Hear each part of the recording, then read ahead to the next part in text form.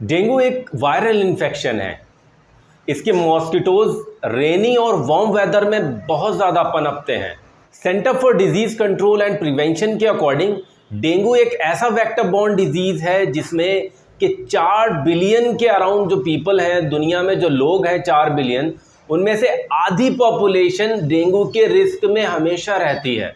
तो आज के वीडियो में हम डिस्कस करेंगे कि डेंगू क्या होता है, ये कैसे फैलता है, इसके कारण क्या होते हैं, इसमें हम प्रिवेंशन क्या कर सकते हैं कि जिससे हम बच सकें, इसके सिम्टम्स क्या होते हैं, कॉम्प्लिकेशंस क्या हो सकते हैं और इसका हम होम्योपैथिक दवाइयों से कैसे इलाज कर सकते हैं। तो आइए चलते हैं वीडियो की तरफ। Hello and welcome back to my YouTube channel doctor.com। आप देख रहे हैं doctor.com और मैं हूं आपका होस्ट डॉक्टर फरहान खान। तो सबसे पहले आइए जानते हैं डेंगू क्या होता है। डेंगू एक मॉस्किटो बॉर्न डिजीज़ है।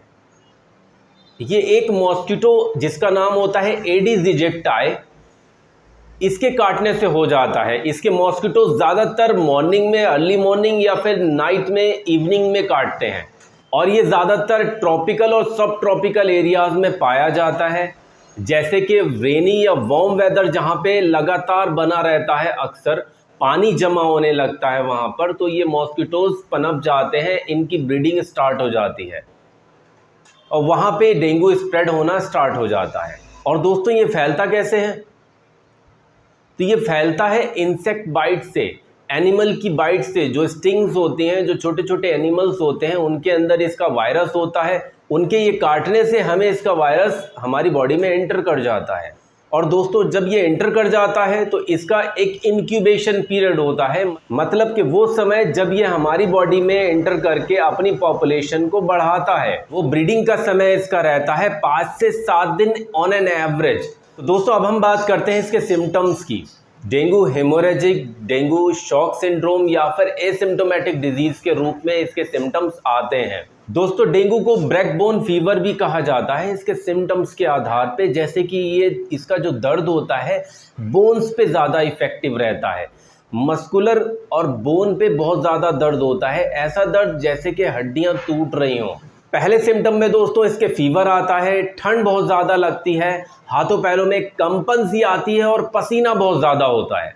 इसके बाद दोस्तों सर में बहुत तेज़ दर्द होता है, कंफर्ट किसी भी कंडीशन में नहीं रहता। आई बॉल्स के पीछे दर्द बहुत ज़्यादा महसूस होता है और कमर में बहुत ज़्यादा तकलीफ रहती है। ये बहुत ज़्यादा कॉमन सिम्टम्स है। हेडेक, आई बॉल्स के पीछे पेन, आई बॉल्स में पेन और कमर का दर्द।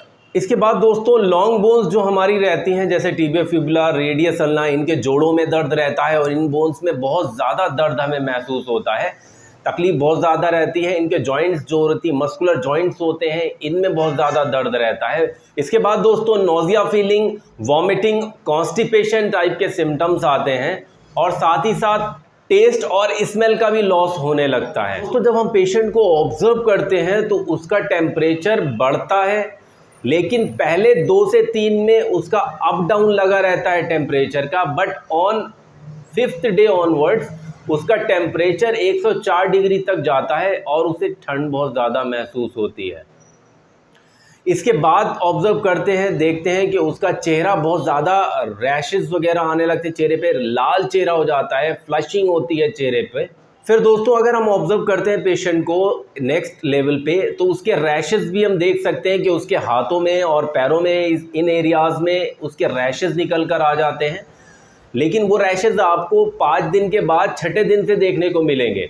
दोस्तों बीपी काफ़ी लो होने लगेगा, काफ़ी डिजीनेस महसूस होगी, फैटीग, डिलीरियम टाइप का उसे फीलिंग आने लगेगा और उसकी पल्स स्लो चलने लगेगी, शॉर्ट होगी और स्लो होगी। और नेक्स्ट लेवल पे अगर हम पेशेंट को ऑब्जर्व करते हैं तो देखेंगे हम दोस्तों कि इसका कोऑर्डिनेशन अच्छा नहीं होगा चलने फिरने में, क्योंकि सीलियरी मसल्स का पैरालिसिस हो जाता है उसमें, तो वो ठीक से प्रॉपरली चल नहीं पाता। तो अब हम बात करते हैं दोस्तों इसके कॉम्प्लिकेशंस क्या हो सकते हैं अगर हमने ध्यान नहीं दिया इसके ट्रीटमेंट पे। अगर हम इसको ध्यान नहीं देते हैं तो इसमें कुछ कॉम्प्लिकेशंस आते हैं जो काफ़ी ज़्यादा लाइफ थ्रेटनिंग भी हो सकते हैं अगर हम प्रॉपरली ध्यान ना दें तो। कॉम्प्लिकेशंस में सबसे पहले दोस्तों हमें हेमोरेज चेक करना पड़ेगा, अंडर स्किन में कहीं हो रहा है कि नहीं। अगर हो रहा है तो उसे हमें तुरंत ट्रीट करना पड़ेगा। ओटाइटिस मीडिया हो सकता है, ब्रोंकोनिमोनिया हो सकता है, बोन मैरो डिप्रेशन हो सकती है और हर्पिस लेबियलिस भी प्रॉब्लम हो सकती है कॉम्प्लिकेशंस में। अगर ये हम ठीक से प्रॉपरली मैनेज नहीं कर पाए तो लेटर स्टेजेस में दोस्तों पेशेंट डिप्रेशन में भी जा सकता है और दोस्तों लास्टली उसकी लाइफ पे भी आ सकती है, उसकी डेथ भी हो सकती है अगर हमने प्रॉपरली ट्रीट नहीं किया, ध्यान नहीं दिया पेशेंट पे। तो दोस्तों अब हम बात करते हैं इसके इन्वेस्टिगेशंस के बारे में। तो दोस्तों डेंगू के लिए सबसे कॉमन टेस्ट रहता है NATs, nucleic acid amplification test. इसके बाद NS1 हम कर सकते हैं, IgM, IgG एंटीबॉडीज़ के टेस्ट होते हैं। हम चेक कर सकते हैं थ्रोम्बोसाइटोपिनिया तो नहीं हो रहा है, मतलब कि प्लेटलेट काउंट कम तो नहीं हो गया है। 1.5 लाख से 4 लाख के बीच में जो हमारा प्लेटलेट काउंट होना चाहिए वो हमारा घटकर 20,000 से 40,000 के बीच में आ गया या उससे भी नीचे हो गया है। ये हमें चेक करना पड़ेगा प्लेटलेट काउंट ब्लड से। और सीवियर कंडीशंस में दोस्तों CBC काउंट में काफ़ी ज़्यादा फ़र्क आ जाता है, जैसे कि लो HB काउंट हो जाएगा, हीमेटोक्रिट वैल्यू कम हो जाएगी, RBCs का जो काउंटिंग होती है वो काफ़ी ज़्यादा डाउन हो जाती है, WBCs भी कम हो जाते हैं काफ़ी। तो दोस्तों पार्ट 1 यहीं तक था। अगले पार्ट में हम डिस्कस करेंगे causes, prevention and homeopathic treatment. तो पार्ट 2 के लिए चैनल को ज़रूर सब्सक्राइब करें और नोटिफिकेशन बेल को दबाना ना भूलें। Thank you for watching, stay safe and healthy.